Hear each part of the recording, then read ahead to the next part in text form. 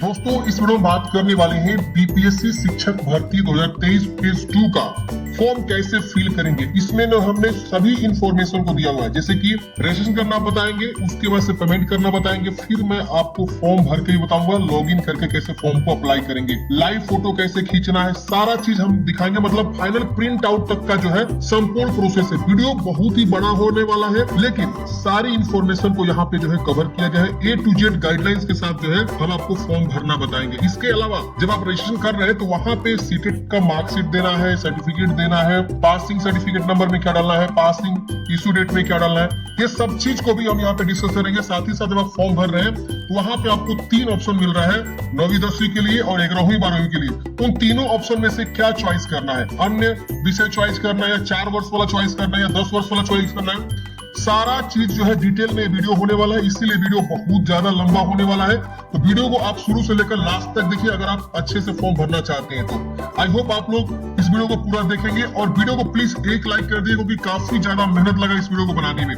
तो प्लीज एक लाइक कर दीजिए ताकि जो है हमारा मनोबल बढ़े रहे और इसी तरह से मैं वीडियो लगातार आप लोग को लाता रहूं। देखिए यहाँ पे आपको क्या करना है, ऑनलाइन रजिस्ट्रेशन का एक ऑप्शन मिलेगा, आप इस पे क्लिक करेंगे। जैसे आप इस पे क्लिक करेंगे आप नीचे आएंगे, ये वाला ऑप्शन मिलेगा अप्लाई ऑनलाइन का ऑप्शन में, इस पे क्लिक करेंगे। जैसे आप इस पे क्लिक करेंगे फ्रेंड्स, ये आपका फॉर्म जो है खुल जाएगा। मैं थोड़ा सा बड़ा कर देता हूँ ताकि मैं आप लोग को आसानी से समझा सकूं। यहाँ देखेंगे तो सबसे पहले आपको first name, middle name, last name, ये सब भरना आप लोग तो इजीली जानते हैं, इजीली आप ये भर लीजिएगा। फादर्स नेम, हस्बैंड नेम, कोई महिला है विवाहित है तो उनके लिए हस्बैंड नेम है। इसकी वजह से मदर्स नेम, यहाँ पे एक आईडी चूज करना है। तो सबको आधार नंबर ही चुनाव कर लीजिए, क्योंकि आधार नंबर नहीं चुनाव करेंगे ना और आधार नंबर नहीं देंगे तो आपको 200 रुपया एडिशनल चार्ज देना पड़ जाएगा। तो आधार नंबर यहाँ पे आप जो है दे दीजिएगा। अगर पैन कार्ड चूज करेंगे तो बोलेगा कि आपको एडिशनल 200 रुपया चार्ज देना होगा पर पोस्ट, समझ रहे ना। तो यहाँ पे ये भी आपको यहाँ पे देखना होगा। तो यहाँ पे आप अपने अकॉर्डिंग यहाँ पे जो है दे देंगे। अब यहाँ पे ध्यान देना है, जो आधार संख्या यहाँ देंगे सही से दीजिएगा और उसके बाद से आधार कार्ड की कॉपी जो है यहाँ पे अपलोड करनी है। तो यहाँ पे आप क्या करेंगे, चूज करेंगे और 100 KB से कम होना चाहिए। आधार का फ्रंट और बैक एक ही पेज पे होना चाहिए, इस चीज को विशेष ध्यान देंगे। अब यहाँ पे पूछ रहा है are you citizen of India, आपको यहाँ पे हाँ कर देना है। यहाँ पूछ रहा है परमानेंट रेसिडेंस है तो आपको हाँ कर देना, बिहार के आप निवासी परमानेंट तो हाँ कर देंगे। और यहाँ पे अपना जो है कास्ट का सर्टिफिकेट नंबर, अब सर्टिफिकेट नंबर में क्या डालना है, तो सीरियल नंबर जो होता है वहाँ पे वो आप डाल देंगे। उसके बाद से इशू डेट, कास्ट आपका कब जो है इशू हुआ है उसको यहाँ पे बता देना। मैं आपको लाइव भी दिखा देता हूँ। ये देखिए मेरे पास एक कास्ट सर्टिफिकेट है, यहाँ पे देख रहा ना प्रमाण पत्र की संख्या यहाँ दिया हुआ है। ये आपको क्या करना है, इस वाले बॉक्स में लिख देना सर्टिफिकेट नंबर में। और इशू डेट यहाँ देखिए दिया हुआ है, ये इशू डेट क्या करेंगे आप यहाँ पे लिख देंगे। इसके बाद उसको यहाँ पे जो है अटैच करने ला है, उस पीडीएफ को 100 KB से कम होना चाहिए। अगर ज्यादा KB का है तो थोड़ा सा छोटा कर लेंगे। यहाँ पे पूछ रहा है कि आप इसमें से मतलब ये जो नीचे के जो कैटेगरी दिया हुआ है BC,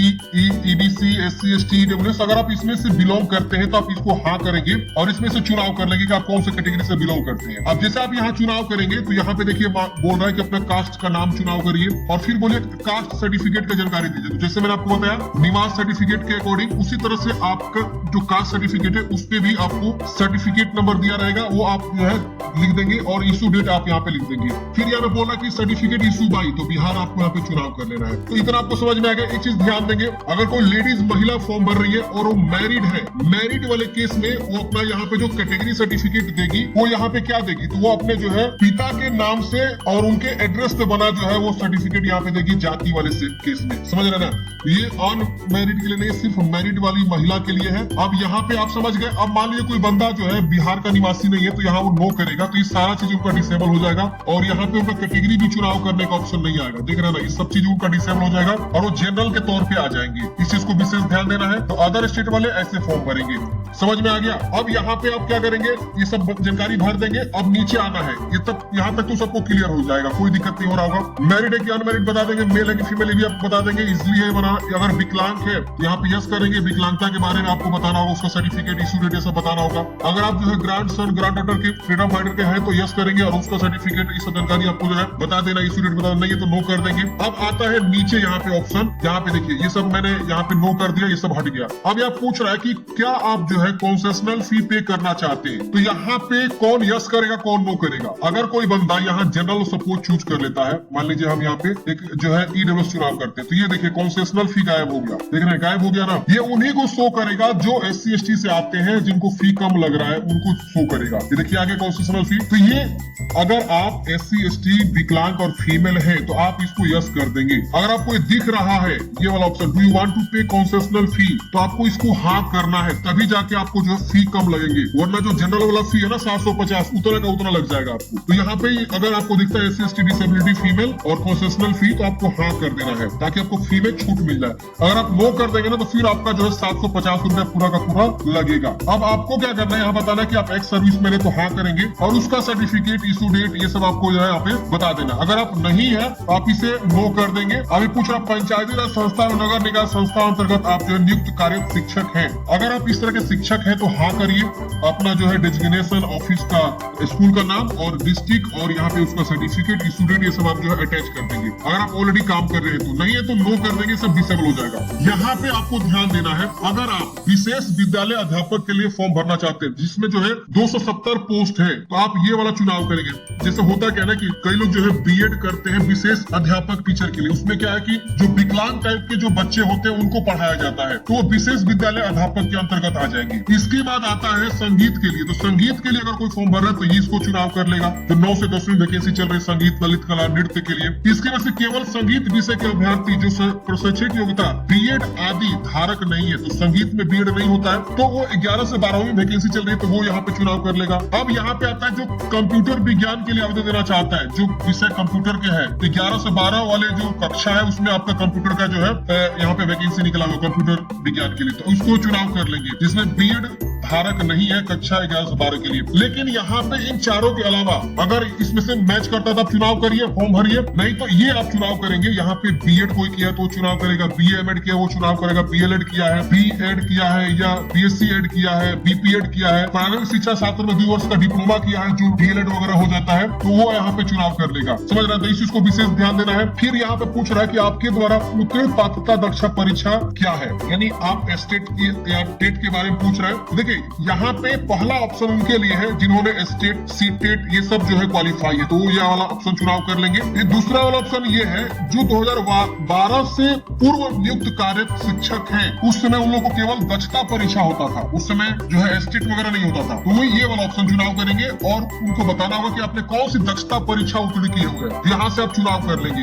कि हाँ ये मैंने उत्तीर्ण किया हुआ है, उसका सर्टिफिकेट नंबर, इशू डेट और उसका सर्टिफिकेट अटैच करेंगे। लेकिन ऊपर वाला ऑप्शन वही लोग चूज करेगा जो सीटेट, स्टेट, बीटेट पास किए हैं, ये वाला ऑप्शन चुनाव करेंगे, ये आप चुनाव कर लेंगे। उसके बाद नीचे आता है कि सीटेट पेपर 2 या बीटेट पेपर 2 या दक्षता परीक्षा 6 से 8, तो आपको इसको चुनाव करना है, ओके करेंगे। अगर आप 6 से 8 के लिए योग्य है तो आप इसको चुनाव करेंगे। 6 से 8 के लिए योग्यता जो है वो क्या है, तो ग्रेजुएशन आपने किया हुआ है उस विषय से, जिस विषय से आप फॉर्म भरना चाहते हैं, जैसे मैथ, साइंस, इसके से लैंग्वेज का आएगा हिंदी और आपका उर्दू, संस्कृत, इन सब जो है विषय के लिए यहाँ पे आप आता है। जो सीटेट पेपर 2 या बीटेट पेपर 2 और दक्षता परीक्षा, इसमें से कोई एक होना चाहिए। और आप ग्रेजुएशन के साथ साथ जो है DLED किए हैं तो फॉर्म भर सकते हैं। इसके साथ साथ अगर आपने ग्रेजुएशन के साथ साथ BEd किया तो फॉर्म भर सकते हैं। ग्रेजुएशन के साथ साथ आपने जो है BLED किया हुआ है, 4 वर्ष वाला कोई स्पेशल BEd किए वो किए तो भी फॉर्म भर सकते हैं। तो यहाँ पे ये क्वालिफिकेशन है। तो अगर आप पात्र हैं, सीटेट पेपर 2 पास है तो आपको चुनाव कर लेना है। अब यहाँ पे बिहार स्टेट पेपर 1 दक्षता परीक्षा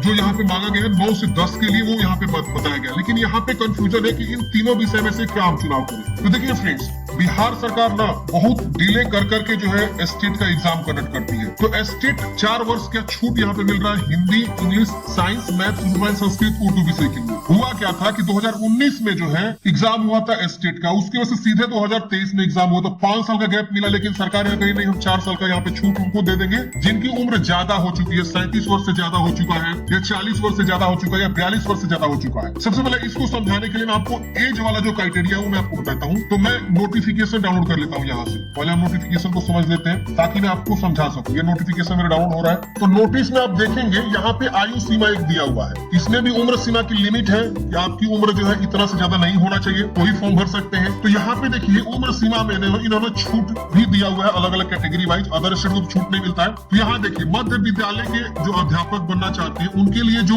न्यूनतम उम्र है 18 वर्ष और मैक्सिमम उम्र यहाँ पे दिया हुआ है 37 वर्ष, 40 वर्ष कैटेगरी वाइज और 42 वर्ष। अब यहाँ पे और है माध्यमिक और उच्च माध्यमिक लिखिए, मैंने मिडिल स्कूल के लिए सॉरी हाई स्कूल के लिए और इंटर स्कूल के लिए। माध्यमिक मतलब हो गया आपका हाई स्कूल 9 से 10 और उच्च माध्यमिक मतलब हो गया 11वीं 12वीं के लिए। तो इनके लिए न्यूनतम उम्र 21 वर्ष रखा गया है और मैक्सिमम उम्र 37 वर्ष, 40 वर्ष और 42 वर्ष। जो भी उम्र गणना किया जाएगा 1 अगस्त 2023 को किया जाएगा। तो अगर आपकी उम्र इससे ज्यादा हो चुका है 37 या 40 या 42 तो आप क्या करेंगे, यहाँ पे छूट ले लेंगे। अब देख लेंगे 4 वर्ष का छूट चाहिए कि 10 वर्ष, किस वर्ष में आपका आ जाएगा। तो आप यहाँ पे छूट ले सकते हैं, यहाँ पे टिक करके। मैंने इसका टिक किया और यहाँ पे हम इसको टिक करेंगे तो हमको एक 4 वर्ष का छूट मिल जाएगा एज में। समझ में आ गया। अगर आपकी उम्र 37 वर्ष से ज्यादा नहीं हुआ है या 40 वर्ष से ज्यादा नहीं हुआ है या 42 वर्ष से ज्यादा नहीं हुआ है तो आप देख लेंगे कि आप किस कैटेगरी में आते हैं। जैसे कि यहाँ पे जनरल को 37 वर्ष का उम्र है, टीबीसी, बीसी और महिला को यहाँ पे 40 वर्ष है, देख रहे ना। तो आप एक बार देख लेंगे कि क्या आप उम्र के अंतर्गत आ रहे कि नहीं आ रहे, जो एलिजिबिलिटी बोला गया आयु सीमा की एलिजिबिलिटी को लेकर। तो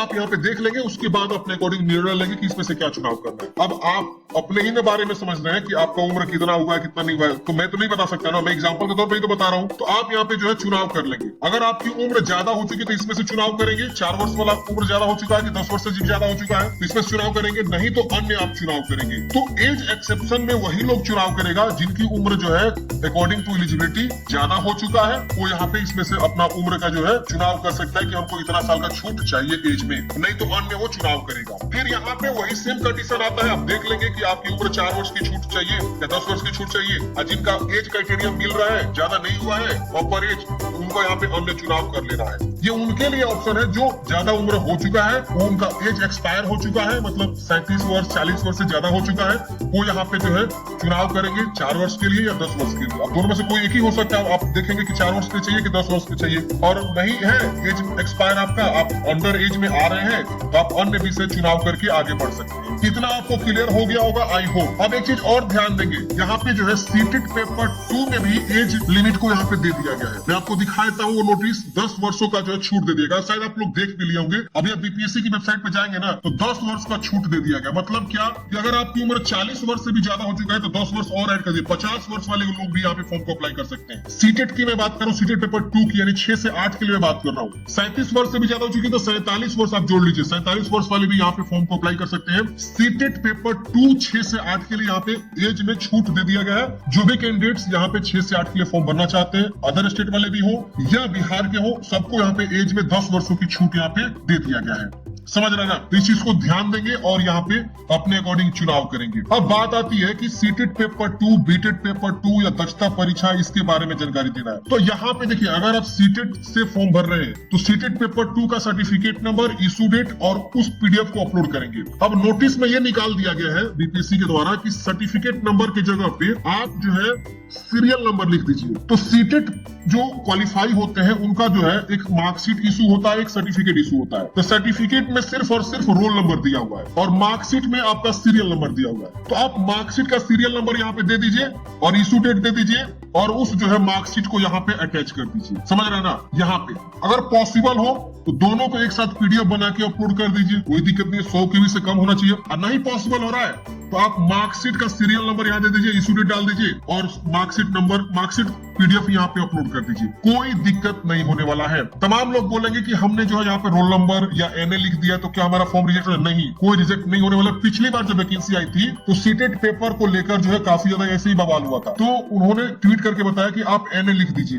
NA not available, issue date चुनाव कर लीजिए, अपलोड कर दीजिए मार्कशीट या सर्टिफिकेट कोई भी। ये आपको इसलिए मांगा जाता है कि आपका फॉर्म वैलिड है, समझ रहे ना। और आगे जब डॉक्यूमेंट्स वेरिफिकेशन होता है डीवी, तो उस समय जो है आपको ये सब दिखाना होता है और आप जब दिखाएंगे तो जांच होगा, फिर सर्टिफाइड हो जाएगा। तो ये बस एक इंफॉर्मेशन के लिए मांगा जाता है, ये नहीं कि आप सर्टिफिकेट जो मार्कशीट अपलोड कर दी, कोई दिक्कत नहीं होने वाला है। रोल नंबर भी आपने लिख दिया है तो कोई घबराने वाली बात नहीं है। आप इजिली जो है निश्चिंत होकर तैयारी करिए, कहीं पे रिजेक्शन नहीं होने वाला है। जब आपका जांच होगा ना सीटेट का, तो यहाँ रोल नंबर भी लिख दिया होंगे ना, तो रोल नंबर दिखा दीजिए कि सर देखिए ये मेरा रोल नंबर लिखा हुआ है, वही वाला मैंने यहाँ भर दिया। कोई दिक्कत नहीं होने वाला है। आप में से तमाम लोग छात्र परेशान है, समझ रहे ना। ऐसा परेशानी नहीं होनी चाहिए। आप लोग आगे की तैयारी करिए, फॉर्म रिजेक्ट नहीं होने वाला है। आप यहाँ रोल नंबर लिख दिए हो या एनए लिख दिए हो या सीरियल नंबर लिख दिए हो, कोई भी चल जाएगा, कोई दिक्कत नहीं होने वाला है। बस मैच होना चाहिए कि जो आपने जानकारी यहाँ लिखा हुआ है उससे मैच होना चाहिए, समझ रहे ना। अब यहाँ पे आपको जो है वही same case Bihar state paper 1 लोग क्या भरेंगे, बिहार स्टेट पेपर 2 क्या भरेंगे। तो यहाँ पे सर्टिफिकेट नंबर में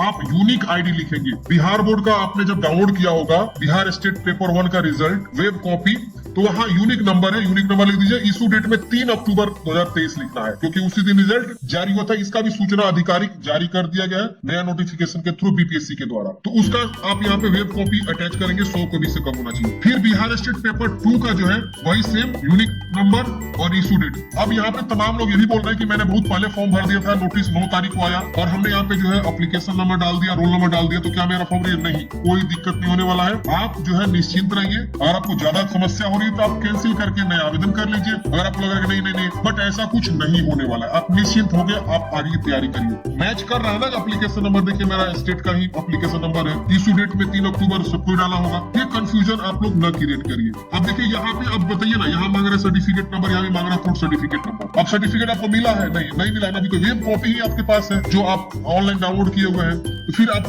मार्कशीट डाउनलोड करेंगे सर्टिफिकेट। अब क्यों कंफ्यूजन पैदा कर रहे हैं? आप जो है वो डालिए, बस उसका सीरियल नंबर मैच होना चाहिए। जो भी रोल नंबर डाल रहे हैं वो मैच होना चाहिए, जो भी आप एप्लीकेशन नंबर डाल रहे हैं वो मैच होना चाहिए। आगे जब डीवी वेरिफिकेशन होगा तो ये चीजें, आप सर्टिफिकेट नंबर है ये नहीं तो बताओ स्टेट वाले का भरेंगे, यहाँ पे क्या अपलोड करेंगे, रोल नंबर स्टेट वाले क्या मार्कशीट कहाँ से लाए, सर्टिफिकेट कहाँ से लाए? अभी तो वेब कॉपी ही ना है, तो वेब कॉपी आप अपलोड करिए, सर्टिफिकेट नंबर वही वैलिड है और उसके अकॉर्डिंग जानकारी यूनिक नंबर आप लिख के अपलोड करिए। अब बात आती है यहाँ पे इनमें से आप किसके लिए अहर्ता रखते हैं। देखिए, कल्याण विभाग के पिछड़ा व अति पिछड़ा अध्यापक और शिक्षा विभाग के अध्यापक। अब देखिए यहाँ पे मैंने आपको बहुत पहले ही नोटिफिकेशन जब बताया था तो मैंने बताया था 2 वैकेंसी चल रही है, एक है 69,706 और दूसरा है 916। अब देखिए 916 जो पद है उसमें भी वैकेंसी है 6 से 8 के लिए, 9 से 10 के लिए, 11 से 12 के लिए। अब यहाँ पे जो विशेष अध्यापक है वो किसके अंतर्गत है? तो शिक्षा विभाग के अंतर्गत है। विशेष अध्यापक में कौन लोग पढ़ाते हैं मैं आपको दिखाना चाहूंगा ताकि आपका कंफ्यूजन यहाँ दूर हो सके। देखिए यहाँ पे आप नीचे आएंगे तो यहाँ पे एक जो है विशेष अध्यापक के लिए यहाँ पे बात किया गया है।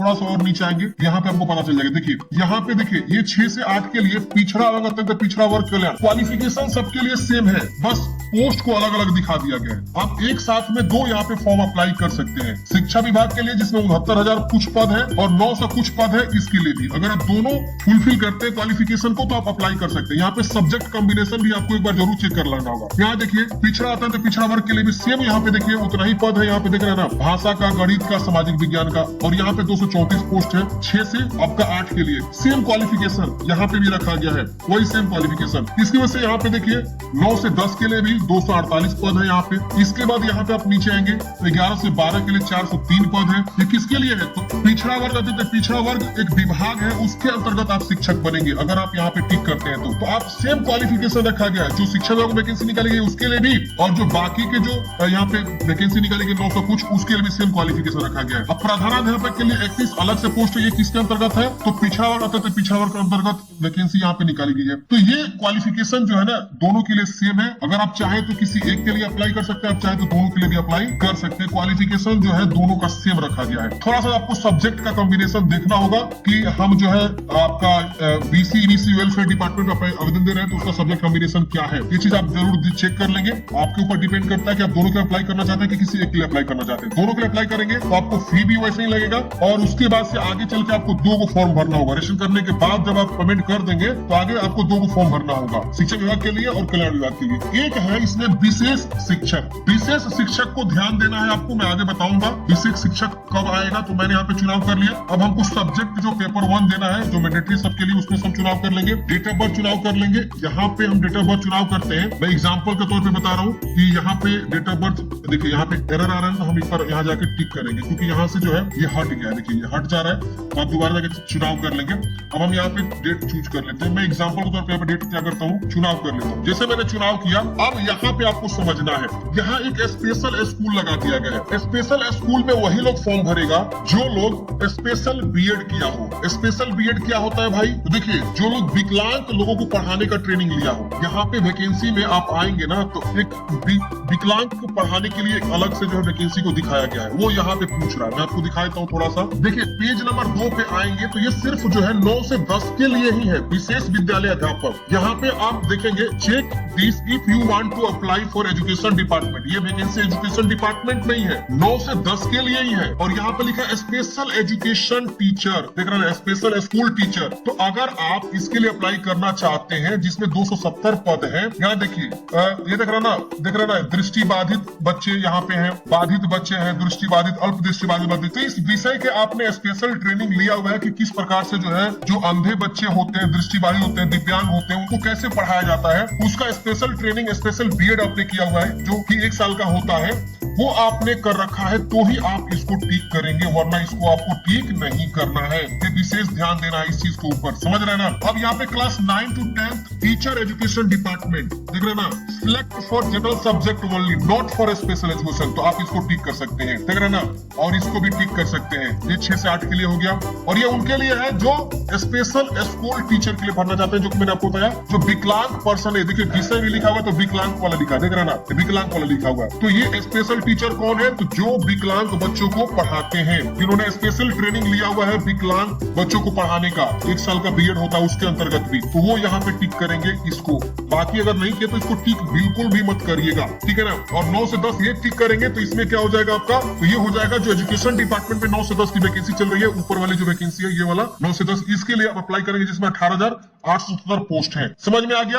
अब यहाँ पे क्लास 11, 12 टीचर एजुकेशन आप अगर एलिजिबल है तो चुनाव कर लीजिए, कोई दिक्कत नहीं है। इसके बाद से वेलफेयर, मैंने बताया ना, वेलफेयर में भी वैकेंसी चल रही है। तो अगर आप वेलफेयर में 6 से 8 के लिए वैकेंसी है, 9 से 10 के लिए और 11 से 12 के लिए। तो वेलफेयर में कौन कौन सी वैकेंसी चल रही है, तो वो भी मैं आपको दिखाता हूँ। देखिए, यहाँ नीचे आएंगे, यहाँ देखिए वेलफेयर डिपार्टमेंट की जो वैकेंसी आपको दिखाई गई है, यहाँ पे आपको मिल जाएगा। ये देखिए, पेज नंबर 10 पे आएंगे तो यहाँ देखिए, वेलफेयर डिपार्टमेंट 6 से 8 के लिए 234 पोस्ट है। अगर आप चाह रहे हैं इसके लिए अप्लाई करना, तो इसके लिए भी अप्लाई टिक कर सकते हैं। ये देखिए, फिर नीचे आएंगे तो 9 से 10 के लिए भी क्वालिफिकेशन सेम है। आप विषय वस्तु जरूर चेक कर लेंगे कि आपके विषय में है कि नहीं वो सब्जेक्ट, ठीक है ना, जिसके लिए आप टीचर बनना चाहते हैं, वो विषय वस्तु है कि नहीं। अब नीचे आएंगे तो यहाँ पे देखिए, ये भी आपको देख रहा ना, 11 से 12 के लिए भी यहाँ पे है, अंग्रेजी, हिंदी, गणित। तो आप अपने अकॉर्डिंग यहाँ पे जो है टिक कर देंगे। अगर आप हेडमास्टर के लिए है तो एलिजिबल, तो इसको टिक करिएगा, वरना इसे आप छोड़ दीजिएगा। तो अपने अकॉर्डिंग आप इतना आप चुनाव कर लेंगे। अब यहाँ पे एक चीज और ध्यान देना है कि आप जितना ये टिक किया ना, उतना मल्टीप्लाई पैसा आपको लगेगा, उतना से आप गुणा कर लीजिए। मान लीजिए आपका सपोज 750 रुपए एप्लीकेशन फी लग रहा है, तो 750 इसका भी लगेगा, फिर 750 इसका भी, इसका भी, इसका भी, इसका भी, इसका भी। तो आपके अगर बजट अलाउ कर रहे हैं तो आप जो है यहाँ पे टिक कर दीजिएगा, वेलफेयर डिपार्टमेंट को टिक कर दीजिएगा, ठीक है ना, क्योंकि इसमें वैकेंसी कम है, 200-300 ऐसे ही वैकेंसी है, तो इसके लिए आप छोड़ दीजिएगा। अगर आपका बजट अलाउ कर रहा है तो आप सबको टिक कर सकते हैं, आपके ऊपर डिपेंड करता है इन सबको जो मैंने बताया, देख रहे ना। तो इतना मल्टीप्लाई कर लीजिए, 750 इंटू यहाँ पे 6 मल्टीप्लाई करेंगे, मैंने 6 टिक किया है, तो आप कुछ उतना पैसा लग जाएंगे फॉर्म भरते समय। तो इस चीज को विशेष ध्यान देना है और सही से अपना माइंड यूज करके फॉर्म को भरना है। नोटिफिकेशन को आप देखेंगे ना, तो सारा चीज इसमें बताया गया है। आप नोटिफिकेशन अच्छे से पढ़े नहीं है, इसीलिए आपको काफी ज्यादा समस्या हो रही है। नोटिफिकेशन में सब चीज दिया हुआ है, पिछड़ा वर्ग वाली वैकेंसी को अलग दिखाया गया है, इसकी वजह से जो एजुकेशन डिपार्टमेंट वैकेंसी है उसके अलग दिखाया गया है। तो आप पढ़ेंगे तभी समझ में आएगा। और स्पेशल जो स्कूल टीचर है, जो स्पेशल जो विकलांग के लिए पढ़ाते हैं, उनका भी अलग से दिखाया गया वैकेंसी की उनमें विषय कौन कौन से है। तो आप सही से ध्यान देंगे तभी आपको फॉर्म भर पाएंगे। तो इस चीज को समझाना मेरा उचित था, मैंने समझा दिया आप लोग को। अब आप लोग नहीं समझ में आ रहा तो थोड़ा सा वीडियो को रिपीट करेंगे तो समझ में आ जाएगा, दोबारा देखिए वीडियो को, तब आपको समझ में आएगा। तो आप यहाँ पे विषय तो आप चुनाव कर लेंगे अपने विषय के अकॉर्डिंग, अपने कौन से विषय के लिए फॉर्म भरना चाहते हैं, आप अपने अकॉर्डिंग देख लेंगे कि आप कौन से विषय के लिए एलिजिबल है और आप यहाँ पे चुनाव कर लेंगे, ठीक है ना। तो हम यहाँ पे क्या किए, यहाँ पे जो है अपना जो है चुनाव कर लेंगे। अब देखिए यहाँ पे मेरा गणित आ रहा है, हाँ गणित आ गया। तो इस तरह से हम क्या करेंगे, चुनाव कर लेंगे। मैंने फी बताया ना कि उतना रुपए लग जाएंगे आगे चल के, तो इतना आपको समझ में आ गया कि कैसे आपको चुनाव करना है। अब यहाँ पे आता है बात कि अगर मान लीजिए हम सबके लिए एलिजिबल नहीं है तो हम इसको जो है अनटिक कर देंगे, इसको भी अनटिक कर देंगे। अगर सिर्फ 6 से 8 के लिए एलिजिबल है तो 6 से 8 के लिए फॉर्म भरेंगे, तो सिर्फ यहाँ पे 6 से 8 का ही यहाँ पे चुनाव होगा, समझ रहे ना, क्योंकि हमने यहाँ पे पहले से चूज किया हो इसलिए यहाँ पे शो हो रहा है। अभी हम पेज रिफ्रेश मारेंगे ना और 6 से 8 चुनाव करेंगे तो सिर्फ 6 से 8 वाला ही यहाँ पे नीचे में जानकारी है, क्लास 6 से 8 और आएगा फिर वेलफेयर एजुकेशन डिपार्टमेंट 6 से 8, यही 2 आएगा। अगर हम स्टेट भी क्वालिफाई है, हम यहाँ स्टेट पेपर 1 भी चुनाव करेंगे लेंगे और इसमें से इसको चुनाव कर लेंगे या इसको, मैंने बताया ना क्या चुनाव करना इसमें से। और उसके बाद नीचे आएंगे तो हमारा जो है 6 से 8 वाला भी यहाँ शो करेगा और आपका 9 से 10 वाला भी शो करेगा। यहाँ पे भी 9 से 10 वाला वैकेंसी है वेलफेयर डिपार्टमेंट में, तो इसको भी आप चुनाव कर सकते हैं अगर आप एलिजिबल है तो इसके लिए क्या है, सेम क्वालिफिकेशन है। सब्जेक्ट कॉम्बिनेशन को आप देख लेंगे कि इसमें है कि नहीं मेरा सब्जेक्ट कॉम्बिनेशन। अब यहाँ पे मान लीजिए आप तीनों के लिए एलिजिबल है, आप तीनों को टिक कर लेंगे और इसमें से ये चुनाव कर लेंगे या जो भी है इसमें से चुनाव कर लेंगे। फिर आप नीचे आएंगे, यहाँ पे ये सारे ऑप्शंस आपको खुल के आएंगे, समझ रहे ना। तो जिसके लिए आप एलिजिबल है वो आप चुनाव करेंगे, उसी के अकॉर्डिंग फॉर्म खुल के आएगा, आप भरेंगे। अगर ज्यादा दिक्कत हो रही है तो आप रीलोड कर लीजिए इस पेज को यहाँ से, या नया से यहाँ पे फिर से अप्लाई करना स्टार्ट करिए। अगर दिक्कत हो रही है, समस्या हो रही है फॉर्म भरने में, तो यहाँ कुछ अलग अलग आ गया है, तो समझ रहे। लेकिन अगर आप सिस्टमेटिक वे में सिलेक्ट करते चले जाएंगे अपनी पात्रता के अनुसार, अपनी दक्षता के अनुसार, एलिजिबिलिटी के अनुसार, तो वही वाला ऑप्शन नीचे खुल के आएगा, बाकी ऑप्शन आपको नहीं दिखेगा। मैंने दिखा दिया यहाँ पे खोल के ताकि आप लोगों को समझ आ सको अच्छे से, क्योंकि हर वर्ग के लोग यहाँ पे फॉर्म देख रहे हैं। 6 से 8 वाले भी देख रहे हैं वीडियो को, 9 से 10 वाले भी देख रहे हैं, 11 से 12 के लिए भी देख रहे हैं। तो मेरा फर्ज है कि सबको समझाना, सबको बताना आसानी भाषा में, समझ रहे ना। तो आप अपने अकॉर्डिंग देख लेंगे। यहाँ पे थोड़ा सा आप लोग जो है विशेषकर ध्यान दीजिएगा यहाँ पे क्या चुनाव करना है। अगर यहाँ गलती कर देंगे तो आगे चल के आपको दिक्कत हो जाएगी। अगर आप बोलिएगा तो मैं एक और सेपरेट वीडियो लेकर आ जाऊंगा कि 9 से 10 के लिए कैसे फॉर्म भरना है और 11 से 12 के लिए फॉर्म कैसे भरना है, अलग से वीडियो लेकर आ जाऊंगा, ठीक है। तो इतना तक आपको कोई दिक्कत नहीं है। अब आ जाता है एड्रेस, तो एड्रेस अच्छे से भर लीजिएगा और यहाँ पे यस कर देना है। ईमेल एड्रेस यहाँ पे आपको क्या करना है, लिखना है, कंफर्म करना है। वेरीफाई पे क्लिक करेंगे तो आपका ईमेल वेरीफाई होगा। मोबाइल नंबर लिखेंगे और गेट ओटीपी क्लिक करेंगे, आपको मोबाइल ओटीपी चला जाएगा, ओटीपी को लिख देंगे, फिर कैप्चा कोड भरेंगे और सबमिट पे क्लिक करेंगे तो आपका फॉर्म सबमिट हो जाएगा। जैसे सबमिट करेंगे फ्रेंड्स, यहाँ पे आपको जो है रजिस्ट्रेशन हो जाता है सक्सेसफुली। यहाँ पे आपको रजिस्ट्रेशन नंबर मिल जाता है, यूजर नेम और पासवर्ड मिल जाता है। लेकिन यहाँ पे पेज प्रीव्यू आपको नहीं देखने को मिलता है। एक बार मिलेगा आपको पेज प्रीव्यू, लेकिन समझ में नहीं आएगा। तो आप लोग जो है जो भी जानकारी भरे अच्छे से एक बार दो बार वहीं पे मिला ले जहाँ आप जानकारी को भर रहे हैं। फॉर्म कंप्लीट करने से पहले, मतलब सबमिट करने से पहले एक बार दो बार ऊपर नीचे करके जरूर चेक कर ले सारी जानकारी सही कि नहीं है। तो अब हम क्या करेंगे, लॉग इन करेंगे। तो हमने यहाँ पे रजिस्ट्रेशन कर लिया, पहला स्टेप यूजर नेम पासवर्ड आप सब जो है बना लिया। अब हम क्या करेंगे, लॉग इन करेंगे। तो इसको आप नोट कर लेंगे, आपको प्रिंट करके निकाल लेना। ये बहुत इंपॉर्टेंट चीज है। क्या होगा ना, आगे चल के जब भी एडमिट कार्ड आएगा, आंसर की आएगा, रिजल्ट आएगा, जो भी होगा वो मार्कशीट डाउनलोड करना हो, सब चीज जो है अब इसी से होगा, यूजर आईडी पासवर्ड से। तो आप इसे प्रिंट जरूर कर लें, अपने पास सुरक्षित इसे जरूर रख लें। अब क्या करना, आपको लॉग इन करना है। तो यहाँ पे फिर से अगर इसी वेबसाइट से जहाँ से आप लोगों ने फॉर्म भरा, यूजर नेम पासवर्ड जो आपको मिला वो लिखे, कैप्चा कोड भर के लॉग इन करेंगे। लॉग इन करते हैं फ्रेंड्स, इस प्रकार से आपकी जानकारी खुल के आ जाएगा। यहाँ पे आपको अपना नाम वगैरह सब चीज यहाँ पे शो होता है। अब यहाँ पे आपको जो है क्लिक हियर फॉर पेमेंट, अब दूसरा जो स्टेप है आपको पेमेंट जमा करना है। अब यहाँ लिखा once I make payment I will not be able to change. अगर आप एक बार पेमेंट कर देंगे तो आप इसमें से कुछ भी सुधार नहीं कर सकते। तो विशेष ध्यान देके आपको पेमेंट करना। चलिए यहाँ करते हैं क्लिक। जैसा आप इस पे क्लिक करेंगे यहाँ पे आएगा, प्रोसीड करेंगे, ओके करेंगे। अब अगले स्टेप में आपको यहाँ पे पेमेंट का ऑप्शन आएगा। Net banking, debit card, credit card, जो भी आप ऑप्शन से पेमेंट जमा करना चाहते हैं उसका चुनाव करेंगे। या रुपए डेबिट कार्ड है, अदर डेबिट कार्ड है, तो ये सब ऑप्शन है। नेट बैंकिंग में जाए तो नेट बैंकिंग का ऑप्शन है, क्रेडिट कार्ड का भी ऑप्शन है। तो जो भी आपके पास ऑप्शन है उसके थ्रू पेमेंट करेंगे। तो फ्रेंड्स हमने यहाँ पे जो है पेमेंट जमा कर लिया है। अगर आपका पैसा कट जाता तो बिल्कुल घबराना नहीं, आपको मेल करना है विभाग को और पैसा या तो रिफंड होगा या तो सबमिट हो जाएगा। 24 से 48 घंटे बाद वेट करेंगे। तो अब यहाँ मैं बैक टू डैशबोर्ड पे आ जाऊंगा। मेरा पेमेंट सक्सेस हो गया। प्रिंट करना चाहता तो प्रिंट कर लीजिएगा और यहाँ मैं बैक टू डैशबोर्ड पे आ जाऊंगा। लॉग इन करते हैं फ्रेंड्स, आपका डैशबोर्ड यहाँ पे ओपन हो जाता है और यहाँ पे देखिए आपको कैंसिल रजिस्ट्रेशन का ऑप्शन आ रहा है। अगर आपको लग रहा है कि मैंने कुछ गलती कर दिया तो आप कैंसिल कर सकते हैं इस रजिस्ट्रेशन को और दोबारा से आप रजिस्टर कर सकते हैं। अगर आप पेमेंट जमा कर दिए तो पैसा रिफंड नहीं होगा, फिर आपको दोबारा से पे करना होगा। अब यहाँ पे देखिए आपको दो चीज मिल रहा है। एक मिल रहा है फिल एप्लीकेशन फॉर्म में एजुकेशन डिपार्टमेंट एप्लीकेशन फॉर्म, दूसरा मिल रहा है वेलफेयर डिपार्टमेंट एप्लीकेशन फॉर्म। तो जब आप रजिस्ट्रेशन किए थे उस समय अगर आप दो जगह टिक किए थे, मैं आपको दिखाता हूँ, यहाँ देखिए, अगर आप दो जगह टिक किए थे, शिक्षा विभाग के विद्यालय अध्यापक के लिए भर्ती और कल्याण विभाग एवं पिछड़ा वर्ग विभाग की भर्ती, तो अगर आप इन दोनों को टिक किए होंगे फॉर्म भरते समय, रजिस्ट्रेशन करते वक्त, तो ये दोनों आपको फिल करने का ऑप्शन आएगा। एक चीज बता दूं, मैं दो वैकेंसी आप सबको मैंने स्टार्टिंग में बताया था। एक वैकेंसी 69,706 है जो शिक्षा विभाग के अंतर्गत आई हुई है। दूसरी वैकेंसी 916 है जो पिछड़ा वर्ग एवं अति पिछड़ा वर्ग कल्याण विभाग के अंतर्गत निकाली, जिसमें 916 पद है मात्र। तो आपको यही पूछा जा रहा है यहाँ पे कि आप जो है पहले कौन सा फॉर्म भरना चाहते हैं। तो अगर आप दोनों टिक किए थे रजिस्टर करते वक्त तो दोनों यहाँ पे शो करेगा। कोई एक टिक किया था तो कोई एक यहाँ पे फॉर्म को भरेगा। अब हम यहाँ करते हैं एजुकेशन डिपार्टमेंट एप्लीकेशन पे क्लिक। जैसे हम इस पे क्लिक करेंगे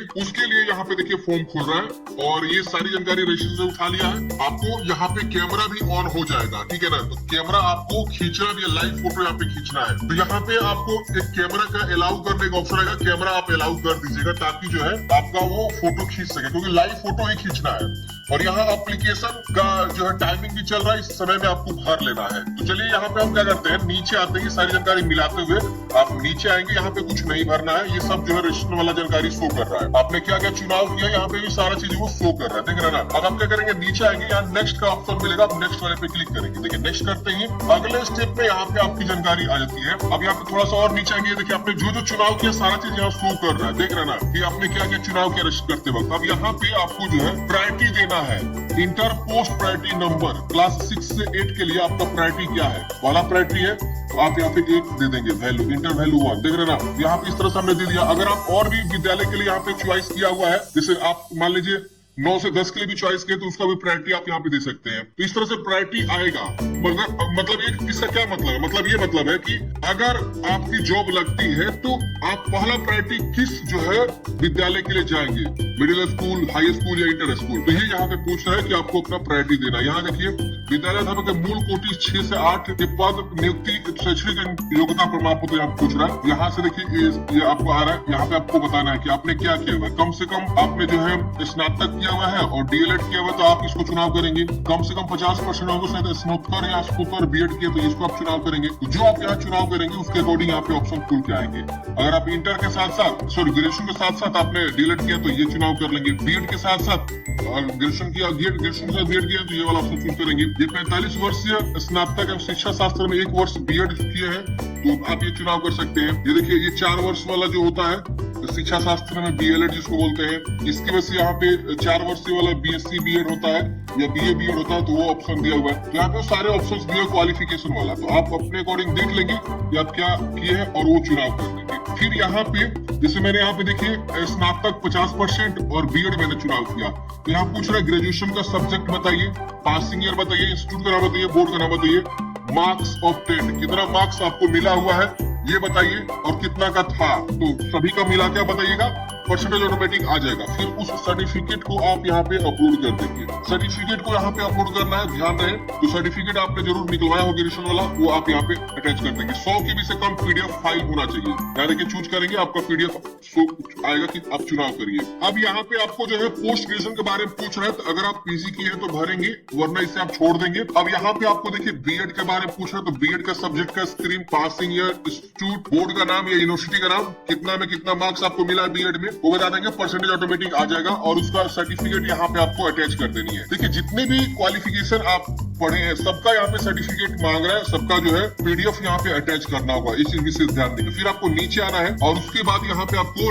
नेक्स्ट कर देना है। सेव एंड नेक्स्ट करते ही अगले स्टेप में यहाँ पे पूछ रहा है कि अपना प्रायोरिटी डिस्ट्रिक्ट दीजिए। अगर आपको जॉब लगता है तो पहला प्रायोरिटी किस डिस्ट्रिक्ट में आप जॉब करना चाहेंगे। तो यहाँ पे 3 डिस्ट्रिक्ट का चुनाव करना है, तो आप अपने अकॉर्डिंग देख सकते हैं या डिस्ट्रिक्ट वाइज जो लिस्ट निकला है किस डिस्ट्रिक्ट में कितनी वैकेंसी है उसके अकॉर्डिंग आप देख सकते हैं कहाँ कितना सीट है और उसके अकॉर्डिंग आप यहाँ पे चॉइस कर सकते हैं। तो आप देख लेंगे कहाँ ज्यादा सीट है उसके अकॉर्डिंग आप जो है यहाँ भर सकते हैं, या अपना नियरेस्ट जैसे लगे तो आप नियरेस्ट भी यहाँ पे देख सकते हैं। फिर यहाँ पे मैट्रिक का सर्टिफिकेट डिटेल्स मांग रहा है, यहाँ ध्यान है सर्टिफिकेट डिटेल्स मांग रहा है, न कि यहाँ पे मार्कशीट के डिटेल्स मांग रहा है। तो मैट्रिक का सर्टिफिकेट डिटेल्स देंगे, उसका सर्टिफिकेट नंबर, और मैट्रिक के सर्टिफिकेट के ऊपर आपको सर्टिफिकेट नंबर मेंशन नहीं रहता है, तो ऊपर में आपको एक सीरियल नंबर होता है कॉर्नर पे ऊपर में, तो उसको लेफ्ट साइड में होता है तो उसको आप लिख देंगे, और इशू डेट वहां पे रहता है तो उसको आप इशू डेट के तौर पे जो है वो लिख देंगे। फिर उस सर्टिफिकेट के को यहाँ पे चुनाव कर लेंगे। देखिए सर्टिफिकेट क्या होता है, देखिए जब भी कोई मार्कशीट जारी होता है ना तो कुछ दिनों के बाद जो है सर्टिफिकेट आता है।